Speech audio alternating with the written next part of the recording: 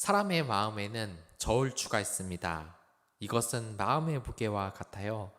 가령 예를 들어 나를 절대로 버리지 않겠다는 가족 관계를 끊지 않겠다고 하는 사람에게 그것이 알고 싶다 해서 설문조사를 해봤습니다. 사람에게 가족 관계를 끊을 수 있냐 물어보니까 대부분 끊을 수 없다고 했습니다. 하지만 10억을 주겠다고 하니까 절반 이상이 가족 관계를 끊겠다고 했습니다. 그리고 20억을 준다고 하자 더욱더 그 마음의 무게추가 가벼워 20억 원의 가족 관계를 끊을 수 있다고 대부분이 말했습니다. 사람마다 이러한 마음속의 저울은 설득에도 있는 것 같아요. 내가 고집을 부리고 주장하는 것이 있는데 상대방의 설득으로 인하여서 내 마음이 기울어지는 것. 또한 협박에도 이러한 기술이 있습니다. 영화에서 보면 흔히 주인공이 처음에 나쁜 놈의 부하를 때리고 너희 대장이 어디 있냐고 불라고 하죠. 그러면 이 부하는 절대 안 푼다고 합니다. 그러면 주인공이 이 부하를 죽도록 팹니다. 그러면 아파서 이 부하가 결국 주인공에게 대장이 있는 위치를 풀어버리죠. 처음에는 자백하지 않을 생각이었지만 강도가 세지자 마음의 저울추의 그 무게가 결국 들려버리고 만 겁니다. 여러분들의 이 마음추는 어떻습니까? 악의 세력은 여러분들의 그 마음추의 무게를 늘 흔들려고 집요하게 공격을 합니다. 예수님도 예외가 아니었습니다. 예수님은 광야에서 40일을 금식할 때 사탄이 예수님에게 와서 한 번 시도하고 끝낸 것이 아닙니다. 3번이나 그렇게 했어요.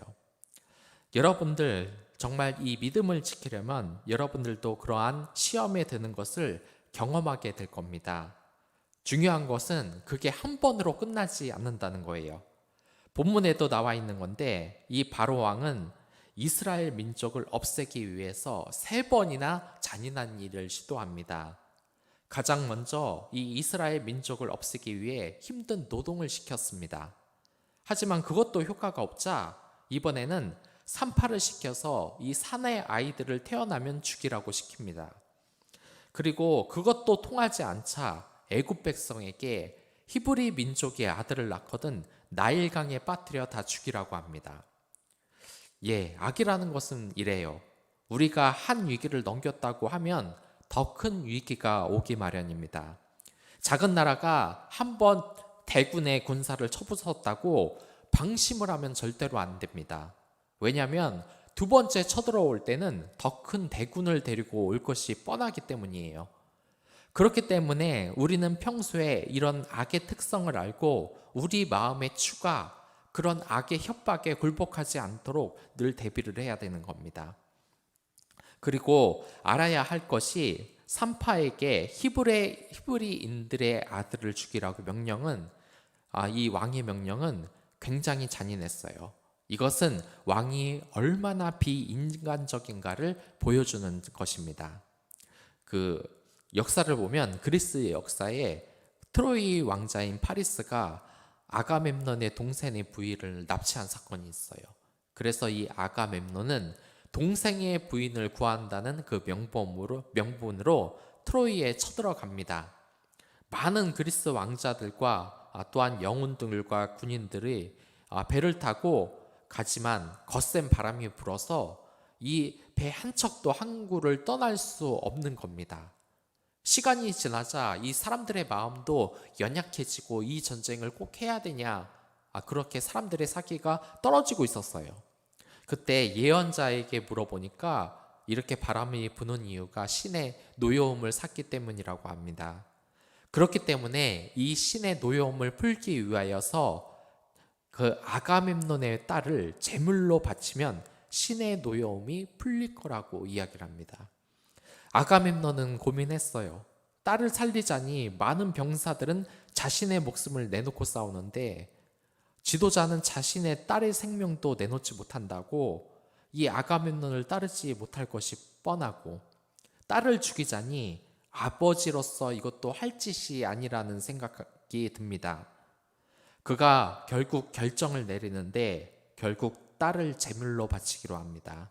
물론 마음이 아프지만 지금은 개인사보다 나라를 위하여서 딸을 제물로 바쳐야 한다는 것이죠. 결국 그는 딸을 제물로 바치고 트로이 전쟁에서 승리합니다. 여러분들, 이 이야기를 들어보면 이 사람이 어떤 사람 같습니까? 냉정하게 결단력 있는 정말 좋은 지도자라고 생각하십니까?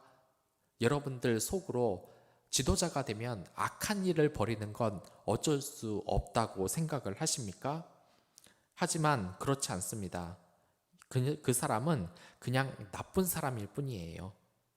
우리가 조심해야 될 것은 이 세상에 악의 세력이 있기 때문에 이 악한 권세자들은 정말로 잘 티가 나지 않고 드러나지 않는 경우가 많아요. 우리는 지도자가 냉정하게 사람을 자르고 사람을 평가하고 또한 꾸중하고 또한 비리를 저지르는 그런 모습을 보고 무슨 냉정한 결단력이 있는 것처럼 착각을 하지만 사실 그 사람들은 남의 고통에 둔감하며 나쁜 사람일 가능성이 굉장히 높습니다. 지금 바로 왕도 마찬가지입니다. 면목상으로는 이스라엘 민족의 세력이 커지면 반란이 일어나서 나라가 망할지도 모른다고 해서 이 사내 아이들을 다 죽이는 결정을 했지만 이런 결정을 할 수 있는 사람은 정상이 아닙니다. 이건 악한 권세에 바로가 지금 지배를 당하고 있는 것을 말합니다. 세상에 아무리 나쁜 짓을 하는 사람일지라도 몇 가지 철칙은 있어요. 자신에게 충성하는 부하는 보호한다. 가족은 절대로 죽이지 않는다. 어린애는 절대로 건들지 않는다. 하지만 이런 걸 양심의 가책 없이 행할 정도면 이 바로는 분명히 사악한 권세의 지배를 받는 그런 왕입니다. 그곳에서 두 명의 산파는 왕의 명령을 받고 기다립니다. 왕의 명령을 따를 것인가? 아니면 이제 하나님의 명령을 따를 것인가? 더 두려운 사람을 따라야 되겠죠. 더 높은 사람의 명령을 들은 것은 아주 상식적입니다. 군대에서도 상관의 말을 듣는 것이 원칙이죠. 잠언 1장 7절에 보면 이런 말이 있어요. 여호와를 경외하는 것이 지식의 근본이거늘 미련한 자는 지혜와 훈계를 멸시하느니라. 만약에 이 산파가 왕이 무서워서 히브리 사내 아이를 죽였다면 그들은 미련한 자라고 잠언에 지금 이야기를 하고 있는 겁니다. 이런 지식은 안 믿는 사람들에게도 있습니다. 심지어 안 믿는 사람들조차 기독교를 안 믿는다고 해도 예수님에게 쌍욕을 퍼붓는 사람을 저는 본 적이 없습니다. 목사를 욕할 수 있습니다. 집사를 욕할 수 있어요. 하지만 하나님과 예수님은 그 경외감 때문인지 함부로 욕을 하는 사람을 저는 본 적이 없습니다. 그런데 믿는 사람들이 하나님의 율법을 어기고 양심에 따라 살지 못하는 것은 정말 하나님을 두려워하지 않는 것이고 양심에 따라 살지 못하는 겁니다. 이 산파는 정말 옳은 것을 볼 줄 알고 양심에 따라 사는 사람입니다. 그리고 지혜도 있어요. 그 애굽인들이 경배하는 지혜의 신 마하트가 있는데 그 마하트가 우주의 질서에는 무조건 순종하는 것이기 때문에 그 출산한 아이를 살해하는 것은 있을 수 없는 일이라는 그런 이야기가 있습니다. 그것을 산파가 이야기했기 때문에 이 아이들이 다 살 수 있었던 것이죠. 우리가 반드시 알아야 될 것은 나쁜 일이 닥치더라도 하나님께서는 이 산파에게 산길을 열어준 것처럼 빠져나갈 길을 반드시 만들어준다는 겁니다. 제가 논산 훈련소에 있을 때 조교 중에 한 명이 제대를 했습니다. 그 교회에서 그 병장이 제대를 하는데 보니까 제가 너무 부럽죠. 훈련병 때 종교 활동을 할 수 있어서 그 병장이 그 훈련병 때 교회로 갔습니다. 이제 자대 배치를 받고요. 근데 그때 주일이 됐는데 부대가 어수선한 겁니다. 왜 그러냐면 이 부대에 높은 사람이 온다는 거예요. 다음 날에 높은 사람이 온다는 거예요. 월요일 날. 그래서 주일이지만 어느 병사 하나 쉬지 못했습니다. 열심히 쓸고 닦고 대청소를 다 하고 또한 여기저기 부대를 다 부수하고 다 바빠 죽겠는데 그때도 와서 물어봅니다. 종교 활동, 교회 갈 사람 있냐고. 그러자 이 이등병은 믿음이 있었기 때문에 손을 번쩍 들어요. 그리고 종교 행사에 다녀옵니다. 근데 분위기가 뭔가 이상한 거예요. 주변을 보니까 갑자기 선임병의 얼굴이 굉장히 안 좋아지면서 나 좀 따라오라 그럽니다. 그래서 따라갔더니만 주전자로 머리를 세게 때리고 또 막 발로 손으로 막 구타를 했다 그래요. 그러면서 넌 이등병이 돼서 빠져가지고 지금 고참들은 내일 귀하신 분 온다고 청소하고 쓸고 닦고 다 하고 있는데 넌 교회를 가? 너 아주 진짜 개념이 없구나. 넌 아주 나한테 찍혔어. 앞으로 두고 보자. 이렇게 말합니다. 또 전부대 사람들이 그 소문을 듣고 이 이등병을 괴롭히기 시작해요. 그래서 이 이등병은 굉장히 괴로웠지만 이 주일만큼은 포기하지 않고 계속해서 교회를 갔습니다. 그런데 시간이 지나자 상황이 변한 거예요. 이 선임병들이 오히려 주일이 가까워지면 이 병사 보고 너 교회 안 가냐? 빨리 교회 가야지 하면서 이렇게 챙겨 주더랍니다. 이게 왜 그랬을까? 아마도 이 병사는 믿음이 강했기 때문에 주의를 지키는 것뿐만 아니라 모든 생활에 있어서 하나님의 율법대로 자신의 고참을 순종하고 또한 동기들을 사랑하고 그렇게 모범적으로 행동을 했던 것 같아요. 그러니까 하나님께서 그렇게 빠져나갈 길을 만들어 주신 거예요. 이 선임병이 봐도 이 아이가 일하기 싫어서 빠진 것이 아니구나. 이 아이는 정말 주의를 지키고 싶어서 믿음이 강한 아이구나. 또한 믿음을 지키고 싶어서 술도 마시지 않으며 선임병에게 깍듯이 대하고 모범적으로 행동을 하는구나. 그 진심을 알았던 겁니다. 하나님은 이처럼 늘 빠져나갈 길을 어디서나 다 마련해 주세요. 여러분들도 몇 번씩 겪었을 겁니다. 이 직장 생활을 해도 양심적으로 살아가는 친구는 처음에는 분위기 파악을 못한다고 단단히 지킬 수도 있어요. 하지만 나중에 오히려 회사 직원들이 그 친구들을 존경하게 되어 있습니다. 뉴스에도 늘 나오잖아요. 몰래 드러나지 않고 착한 일을 한 사람이 우연히 그 선행이 알려져서 정말 유명해지고 박수를 받는 그런 경우가 있습니다. 그리스도인은 처음에는 드러나지 않지만 이러한 선행이 나중에 하늘나라 가서 반드시 하나님께 이 행동에 대해서 칭찬을 받게 돼 있는 겁니다.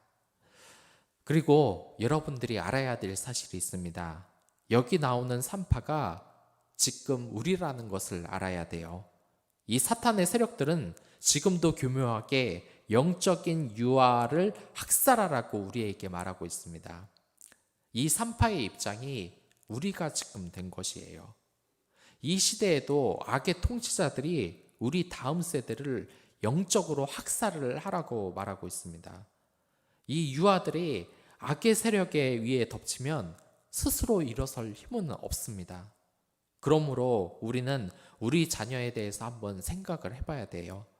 사단은 교묘하게 어린이의 영혼을 우리 보고 해치라고 하기 때문입니다. 우리의 실생활에 혹시 이런 것은 없습니까? 처음에는 이 아이들을 죽이는 것이라고 말하면서 이런 것이 요즘 세상에 통하지 않다 보니까 이 사단도 교묘하게 아이들의 영혼을 죽이는데요.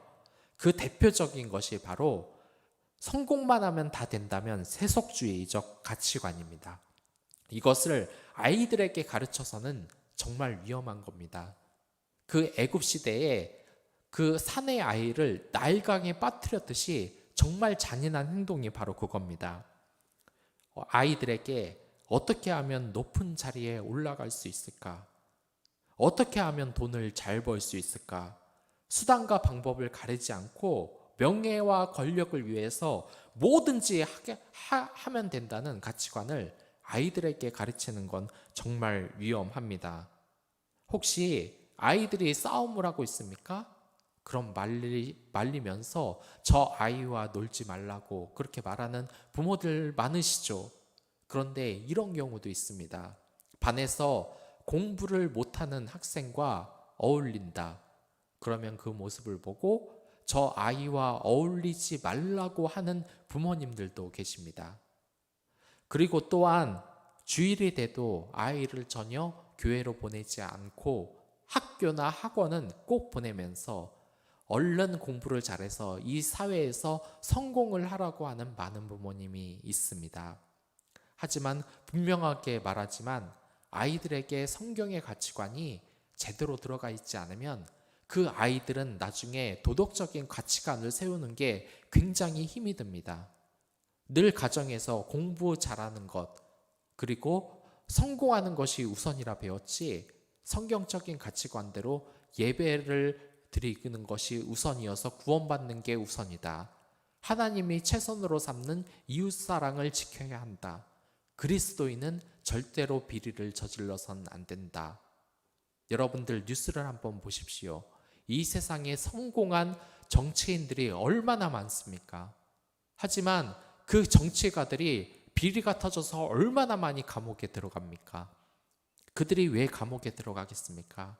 세속주의적 성공관은 배웠지만 기독교적 가치관은 배우지 못했기 때문이에요. 심지어 그런 비리를 저지른 많은 사람들이 대부분 기독교인들이 많은데 그들 또한 어렸을 때 교회보다는 세속적인 가치관을 먼저 배웠기 때문에 그런 비리를 저지르면서도 약심의 가책을 전혀 받지 않은 것입니다. 그리고 또 하나, 여러분들 이런 뉴스를 보면 늘 알겠지만 지금 어린이들의 가치관이 정말 위협을 받고 있습니다. 저는 최근에 어린이 학습 도서를 봤어요.